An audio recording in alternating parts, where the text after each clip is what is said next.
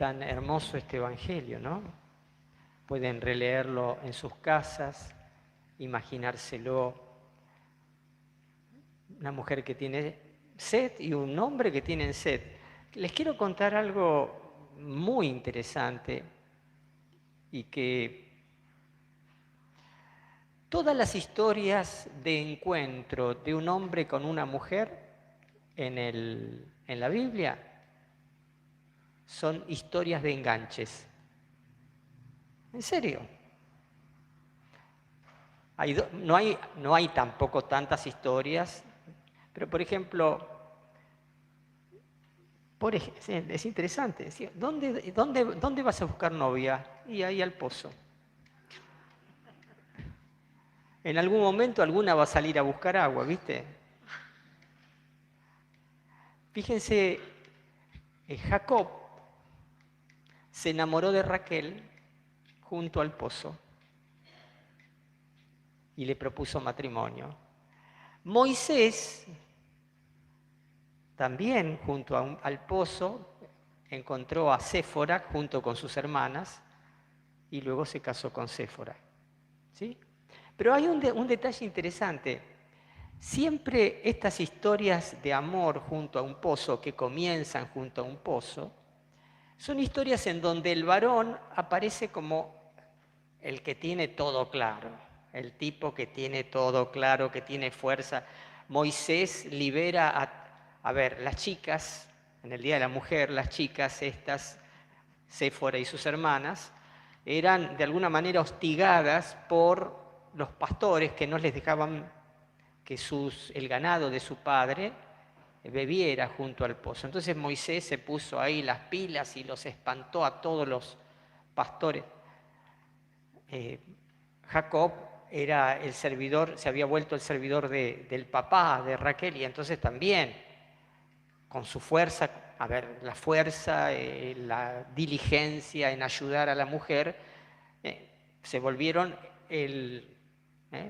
como por decirlo así, el título que acreditaba a este hombre como un hombre capaz de sostener a una mujer.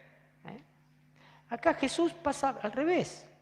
No se presenta como alguien que tiene poder, sino como alguien que tiene sed, débil, como un necesitado, como alguien que pide ayuda, no como alguien que tiene algún título que pueda acreditarlo como un varón capaz de conquistar a una mujer.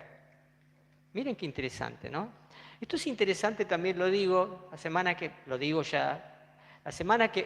la semana de caridad. La semana que viene será la semana de la evangelización, hablarle a alguien de Jesús. Para hablarle a alguien de Jesús, a veces vale más ir en la debilidad del que no sabe, del que está buscando aprender, del que tiene sed, que vale más eso que ir con todas las respuestas, con pretensión de saber, con vos no sabés nada, con ese tipo de actitudes de alguna manera que reflejan cierta superioridad. No estoy diciendo que no sepamos, sino que nos presentemos más vale como el que tiene sed,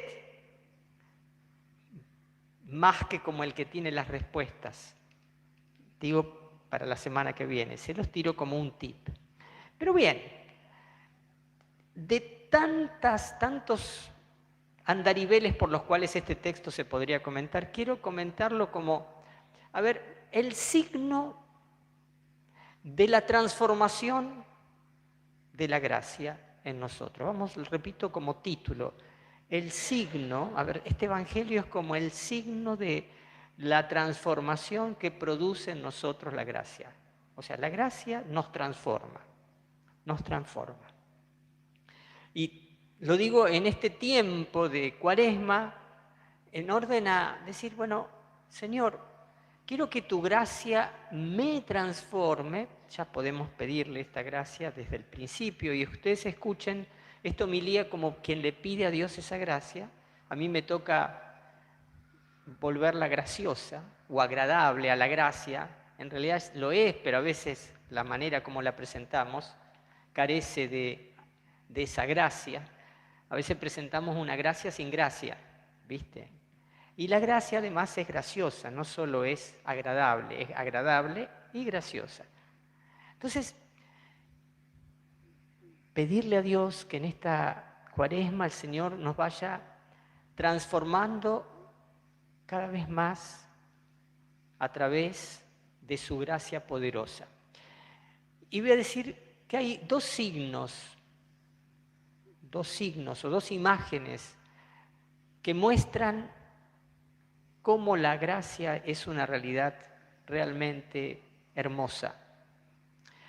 El primero es el que tiene que ver con el agua. Dice, hay un agua que sacia la sed física, es el agua de la cual carece Jesús, tiene sed, pide de beber. Es el agua que va a buscar la samaritana, ¿no? Miren qué interesante, ¿no? Hay dos veces que aparece en este texto el verbo dame. Jesús le dice a la mujer dame y después la mujer le va a decir a Jesús dame. Pero Jesús dice dame de beber a la mujer. Y la mujer le va a decir dame de esa agua.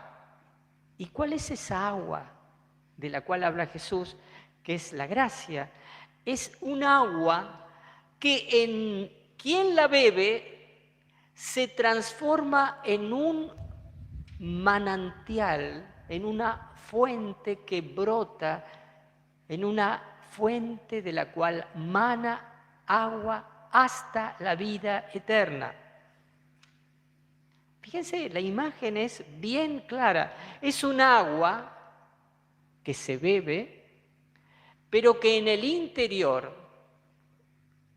en el lugar más íntimo de la propia intimidad, produce una transformación representada a través de la imagen del manantial que emana.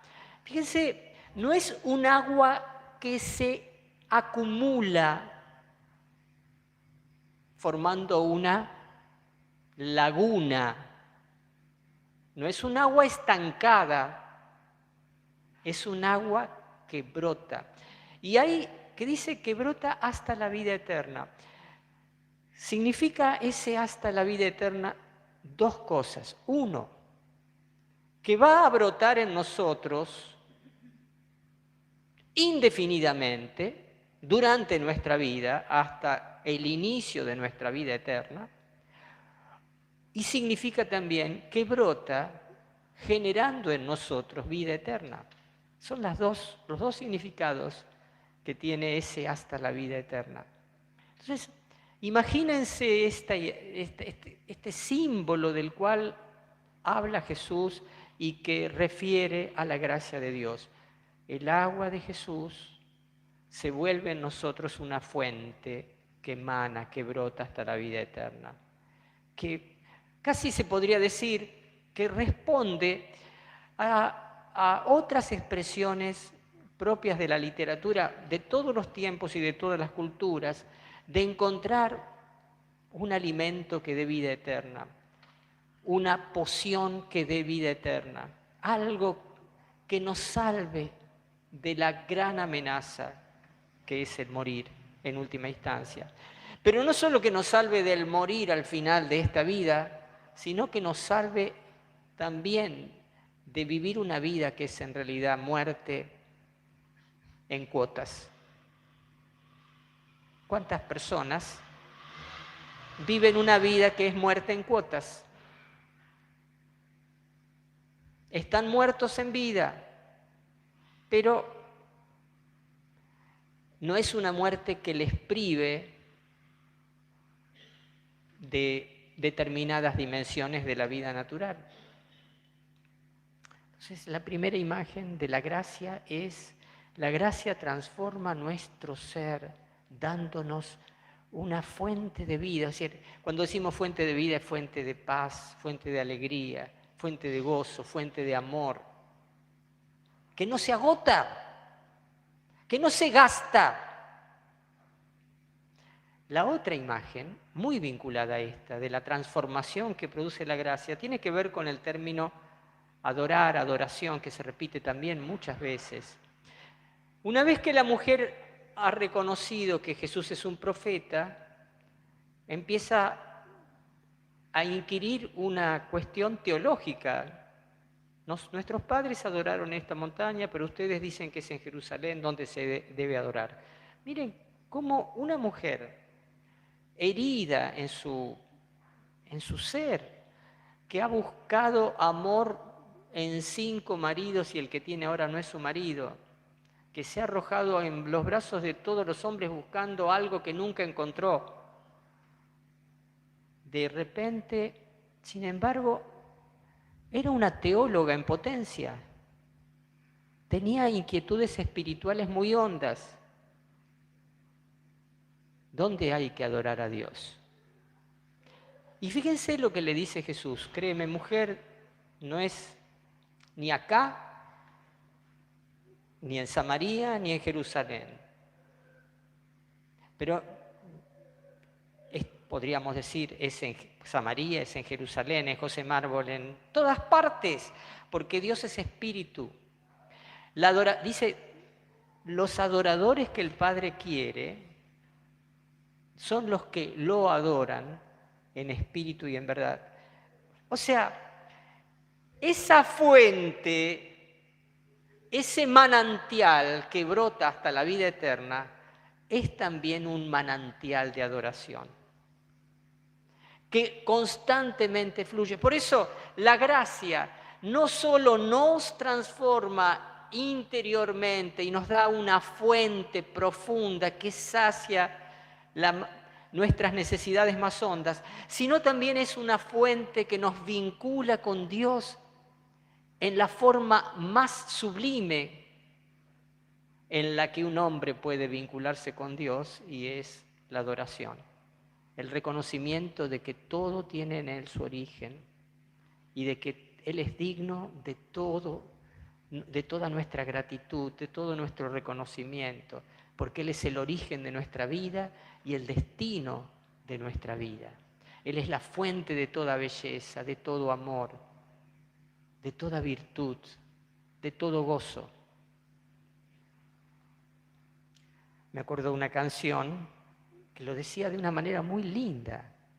Hay una fuente en mí, decía, que está fluyendo dentro de mí.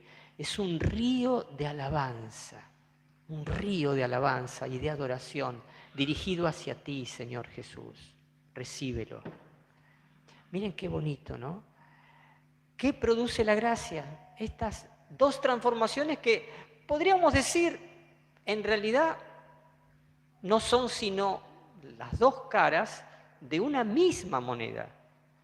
Una transformación interior, un manantial que brota hasta la vida eterna, y un nuevo vínculo con Dios en donde el amor de Dios y la adoración no pasa por la exterioridad de actos, cuanto por la hondura de una relación con Él y la libertad de una relación con Él.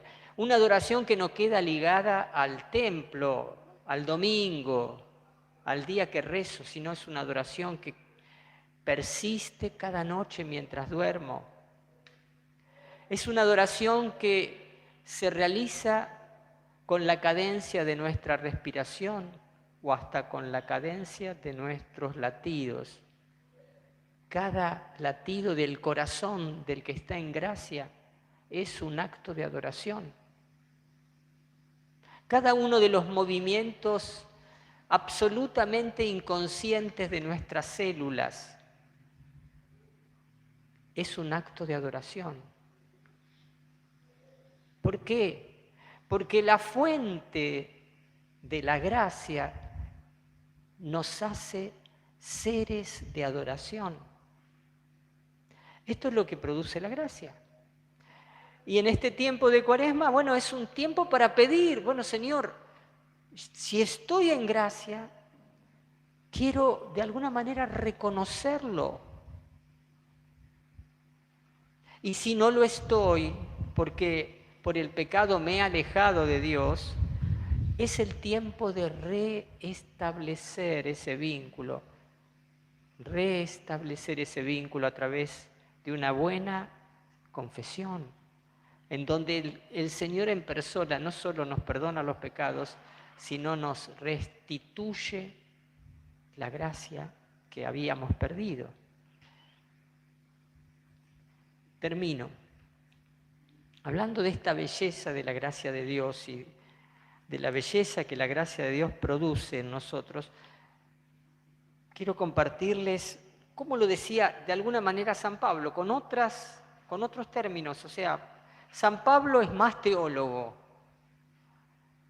San Juan es más poeta. Por eso habla del agua, del manantial. Y miren cómo lo decía San Pablo, esta transformación que la gracia realiza. Primero, capítulo 5 de la carta a los romanos que leímos hoy. Digan, justificados por la fe. O sea, la gracia, ¿saben lo que significa estar justificado? Significa que somos justos ante Dios, justificados. Estamos en paz con Dios, digan, estamos justificados por la fe, estamos en paz con Dios. Miren lo que dice después, la gracia en la que estamos afianzados en la gracia. Y esto creo es importantísimo, la gracia no es una realidad en nosotros que esté pegada, lo voy a decir con un eufemismo poético, la gracia no está pegada con moco.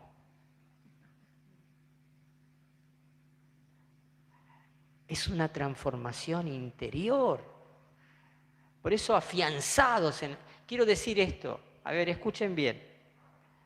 ¿Quién hace más de 10 años que viene habitualmente a la misa los domingos? Vamos a decir habitualmente, no que alguna vez faltó, más de 10 años. Levanten la mano. Algunos hacen más de 10, algunos hacen más de 20. Bien. Si vos no crees que no estás afianzado en la gracia de Dios, no te estoy diciendo que no sepas que sos pecador, porque cuanto más afianzados estamos en la gracia, más nos damos cuenta de nuestros pecados e imperfecciones. Pero a ver, ¿viste? Dios no te va a soltar así tan, ¿viste? Tan así nomás.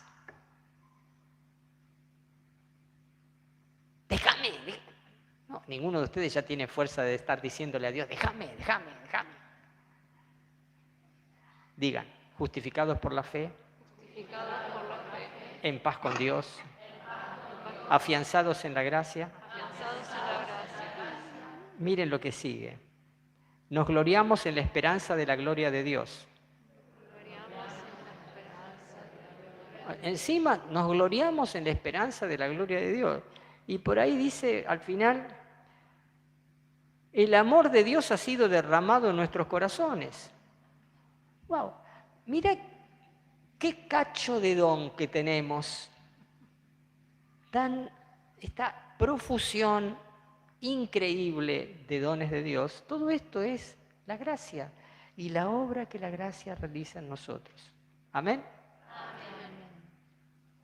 No sé si esto los pone contentos a ustedes, pero a mí me pone contento.